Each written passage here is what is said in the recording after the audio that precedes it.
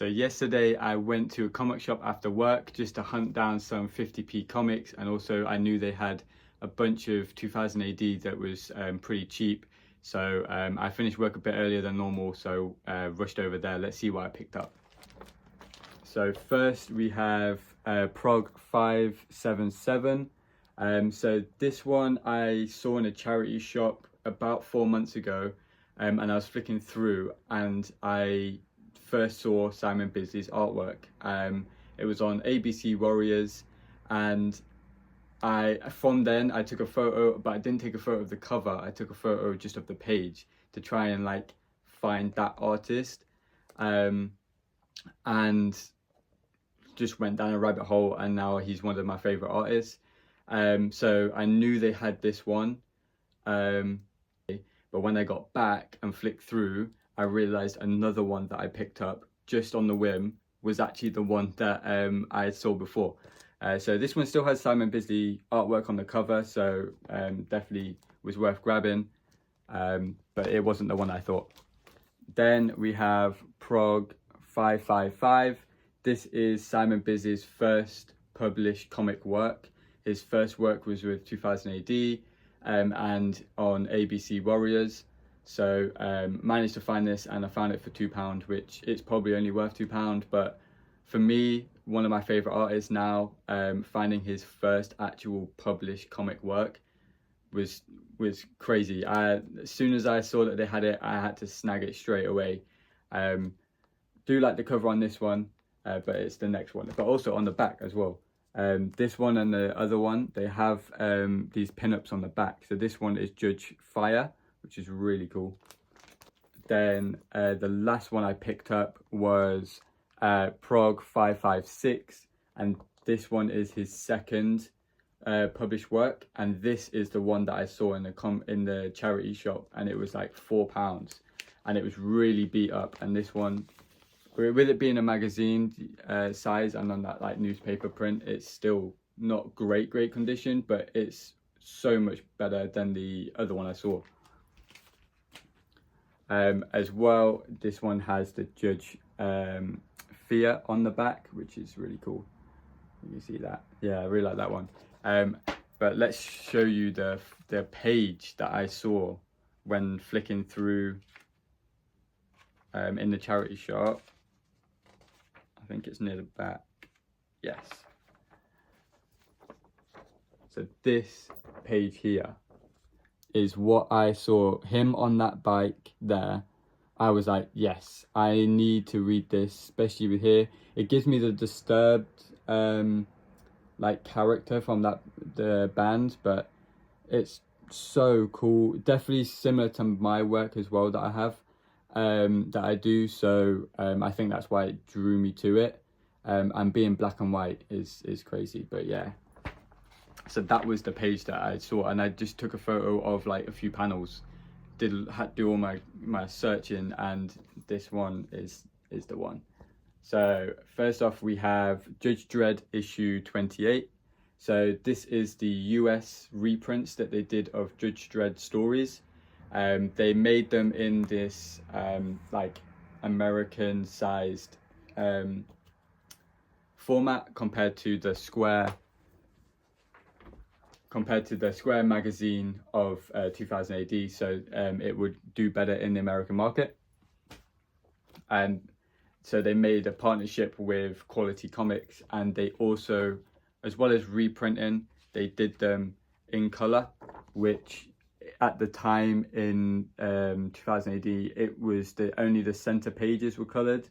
Everything else was black and white. So if you wanted to see the colored version of what these characters would look like, you would have to grab the American ones, which was a cool find. I don't think it holds any value. I think the first one does, but after that, not really. But for 50p, it was good. And then they also did all the other 2000 AD stories as well that were reprinted. So you have Rogue Trooper, which they're bringing out a new film for. We have Slaying the King, Strontium Dog, a few others as well. So they did quite a few, but everyone knows Judge Dredd. Then I picked up Black Science issue 20, because last time I went to this shop, I grabbed issues 2, 3, 4, and 6, or 2, 3, and 5. So I need to find issue 4, and then I found issue 6 and 21. So here is issue 20. So I'm slowly but surely getting this run, getting a few together that I can read. I need to read issue 1, but I read issue 6 last week, and a character that I thought was gonna like survive the whole run of this series, unfortunately passes away. So I don't know if they'll ever bring him back, if there's a way you can bring him back, but yeah, I did not think that, and it just hooked me straight away after that again. Love the artwork in here. I watch the Inkport podcast every week, and Matteo is one of the guys on there, and this is his early work here, and now he does a lot more painted style, which is incredible. So but the story in this one is done by Rick Remender as well, so it's a great story. If you haven't read this, I'd definitely try and read it, even if you read it online. It's a great story, and runs for quite a few issues. I think it's like 50 something issues, so quite a long one. Then we have The Six Fingers issue number 1. I picked this one up because I liked the concept. The concept sounded really good when it was coming out. So you had The Six Fingers, which is the story through the serial killer's kind of mind and what he's doing, so you follow him. And then there's, I think it's called The One Hand, or The One Fist, which is through the detectives side. So they had different writers, but they ran together through the same story.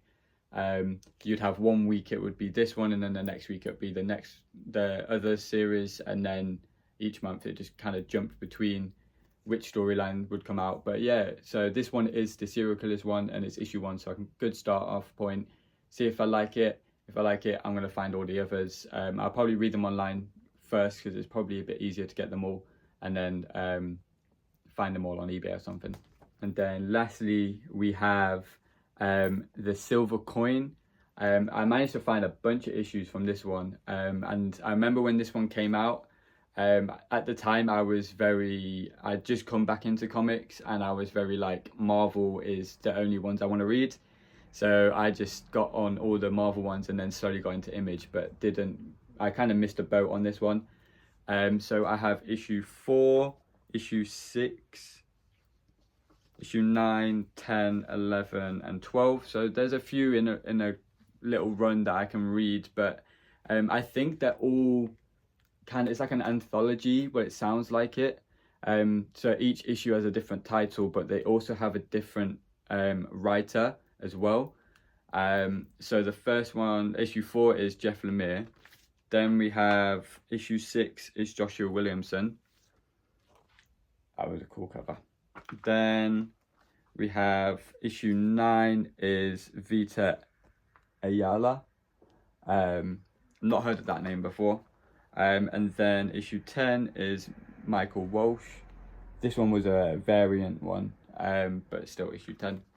Then issue 11 is James Tynion IV, and that one is giving me Texas Chainsaw Massacre with Leatherface vibes with that one. And then issue 12 is Stephanie Phillips, and it's got like zombie war people on this cover. So excited to give this one a read, see if it's enjoyable. The concept sounds really good. I think it's about one silver coin that is like cursed, and it gets passed on to people and people and people throughout the years, throughout centuries. And it's all like their stories, and all the back as well have different like scenes, which is really cool. So that is what I managed to find in my quick little hour hunt after work, the 50p bins and the 2000 AD bins. This is Tuesday, so tomorrow is Wednesday, New Comic Book Day. There's only 4, I think, that I'll be picking up tomorrow. So I will do a little video showcasing my thoughts on that one, because I can get them read in one day. I'm also off tomorrow. And then I have some sketch covers that will finally be done and sent out, so then I can show them off as well, so people can see my artwork. But yeah, so if you liked the content, my little pickups, definitely give me a follow. Leave a comment down below if you've read any of those stories and you like them, or if there's any stories similar to them that you like, that you want to shoot my way, that I can check them out, because I'm doing a big dive of reading a lot of stuff. I've over the weekend I read like 11 issues, which is good for me because I kind of slacked a little bit, but now I'm getting back. But yeah,